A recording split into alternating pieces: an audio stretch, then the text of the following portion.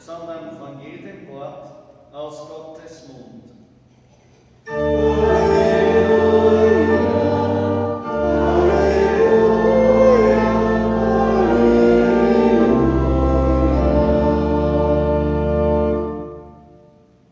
Der Herr sei mit euch.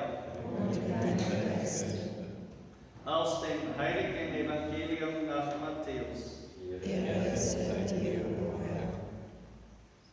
In jener Zeit, als Jesus hörte, dass Johannes enthauptet worden war, fuhr er mit dem Boot in eine einsame Gegend, um allein zu sein. Aber die Leute in den Städten hörten davon und gingen zu ihm zu Fuß nach. Als er ausstieg und die vielen Menschen sah, hatte er Mitleid mit ihnen und heilte die Kranken, die bei ihnen waren. Als es Abend wurde, kamen die Jünger zu ihm und sagten: Der Ort ist abgelegen und es ist schon spät geworden. Schickt doch die Menschen weg, damit sie in die Dörfer gehen und sich etwas zu essen kaufen können. Jesus antwortete: Sie brauchen nicht wegzugehen. Gebt ihr ihnen zu essen. Sie sagten zu ihm: Wir haben nur 5 Brote und 2 Fische bei uns. Darauf antwortete er: Bringt sie her. Dann ordnete er an, die Leute sollten sich ins Gras setzen, und er nahm die 5 Brote und die 2 Fische, blickte zum Himmel auf, sprach den Lobpreis, brach die Brote und gab sie den Jüngern. Die Jünger aber gaben sie den Leuten, und alle aßen und wurden satt. Als die Jünger die übrig gebliebenen Brotstücke einsammelten, wurden 12 Körbe voll. Es waren etwa 5000 Männer, die an dem Mahl teilnahmen. Dazu noch Frauen und Kinder. Evangelium unseres Herrn, Jesus Christus. Lob sei dir, Christus.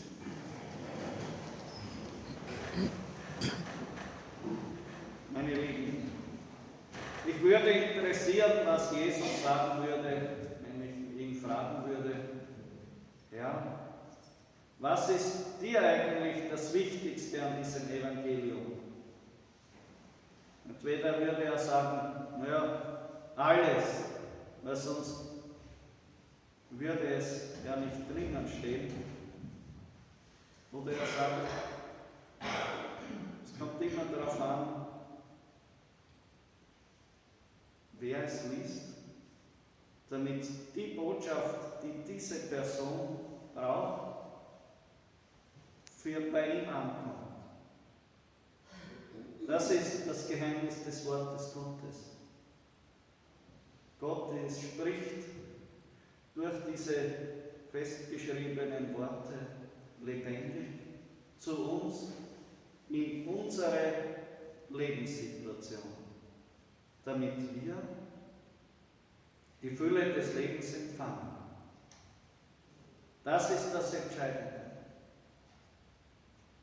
Das heißt, unsere Herzen müssen wie einen Radar ausgefahren haben und sagen: Was will der Herr mir sagen? Und dafür möchte ich offen sein. Das heißt, die lebendige Beziehung zu Gott. Je nachdem, wie die vergangene Woche war und wie jetzt meine Situation ist. Gott kommt nicht mit einer Gnadengießkanne und tut da über alle irgendwie gleichmäßig oder wie auch immer drüber gießen, sondern ganz konkret zu dir in deine Situation, in deinen Seelenzustand, wie es dir gerade geht. Und er tut das in seiner väterlichen Liebe. Und ich denke, Jesus verwendet die Situation, das Wunder, um uns ganz genau darauf hinzuweisen. Nicht nur, dass Gott reagiert, sondern wie er reagiert, in welcher unglaublichen Überfluss. Und dieses Vertrauen ist die Voraussetzung, dass Gott Zugang zu unserem Leben findet. Das ist der Glaube. Wenn wir keinen Glauben haben oder nur wenig, dann kann Gott nur wenig schenken. Es ist wie ein Wasserhahn. Und so nur ein paar Zentner bisschen läuft der Rest, dann geht nur ganz wenig durch. Und so ist es auch bei Jesus. Genau genommen nimmt er uns hinein in seine Beziehung zum Vater. Deshalb ist auch wichtig, dieses heutige Fest, das noch nicht offiziell ist, aber sich immer mehr durchsetzt. Das Fest zu Gott, unserem Vater. Am ersten Sonntag im August. Weil das Wesentliche an unserem Glauben ist unsere Beziehung zum Vater. Das ist auch der Grund, warum Jesus in die Einsamkeit sich zurückzieht. Johannes wurde enthauptet. Das war für ihn eine große Erschütterung. Er wollte einfach mit seinem Vater eins sein und zu sagen, ja Vater, ich bin innerlich aufgewühlt, aber ich habe es gewusst, dass es so kommt. Ich will bereit sein für deinen Willen. Und ich weiß, du gibst mir die Kraft dazu. Und hier wollte er nur vielleicht einen Nachmittag mit seinem Vater allein sein. Weil auch der dreifaltige Gott lebt aus der Gemeinschaft.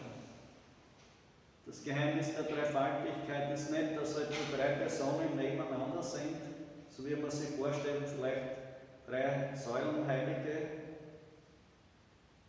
sondern es ist Leben, das sich gegenseitig verschenkt. Der Sinn dieses Lebens ist, sich gegenseitig zu verschenken. Und dieses Leben der Dreifaltigkeit stülpt sich gleichermaßen auf die Erde herab, wenn Jesus Mensch wird. Und so lebt Jesus in diesem Geist des sich Verschenkens.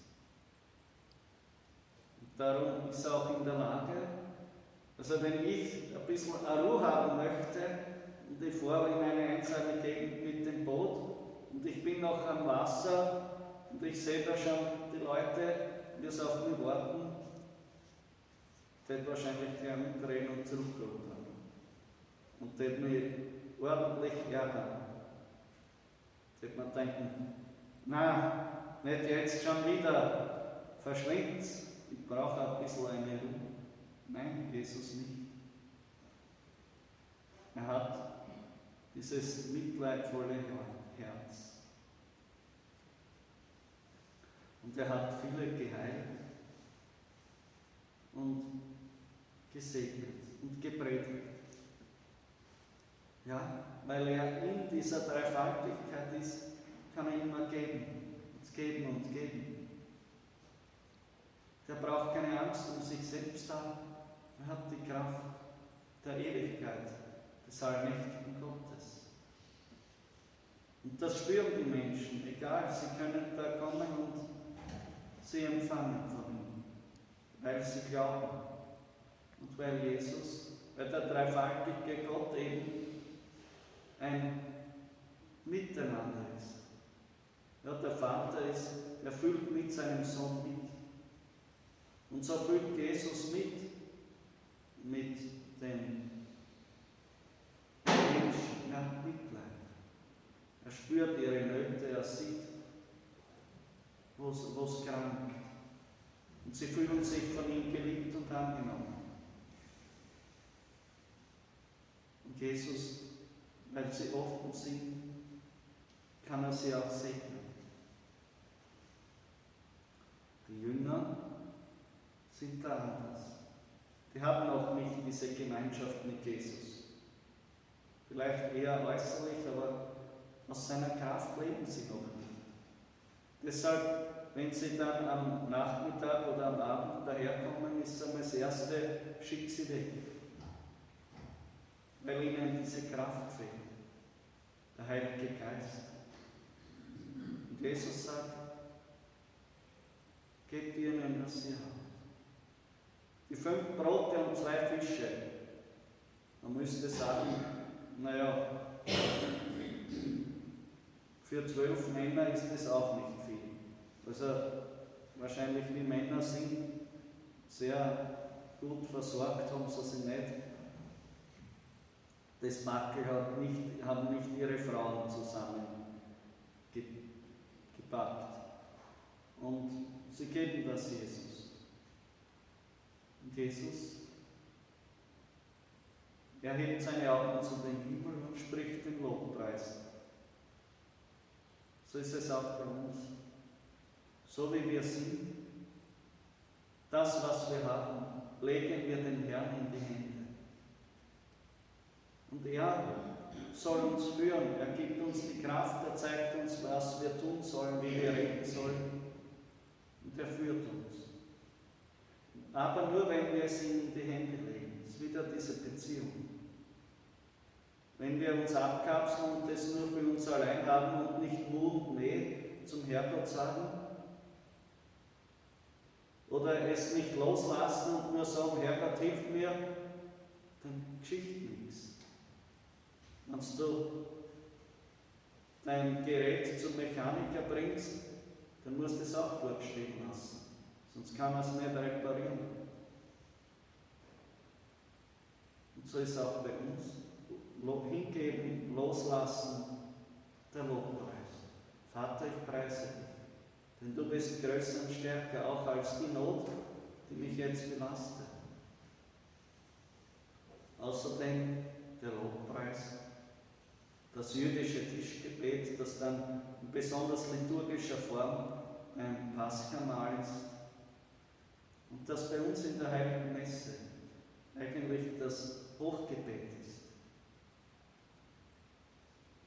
Man könnte ein bisschen verkürzt sagen, was Jesus hier macht, ist nichts anderes als eine Heilige Messe feiern, wo die Jünger ihre 5 Brote und 2 Fische Jesus auf den Altar legen, in seine Hände und sagen, Herr, mehr habe ich nicht. Zu viel zum Sterben und zu wenig zum Leben. Aber ich brauche dich. Ich trage es zu dir hin. Und Jesus schenkt die Überfülle. Er legt sie zurück in die Hände seiner Jünger und sie teilen aus und teilen aus und teilen aus. Und so, auf einmal bleiben 12 Körbe übrig. Es gibt einige Heilige, bei denen sich dieses Wunder auch verwirklicht hat in ihrem Leben. Und im Grunde genommen ist das Geheimnis für uns alle. Der Herr schenkt seine Fülle über unsere schwachen Möglichkeiten hinaus. Er verwendet das, wie wir sind, um die Herrlichkeit des Vaters sichtbar zu machen. Wenn wir glauben. Amen. Vergelt's Gott.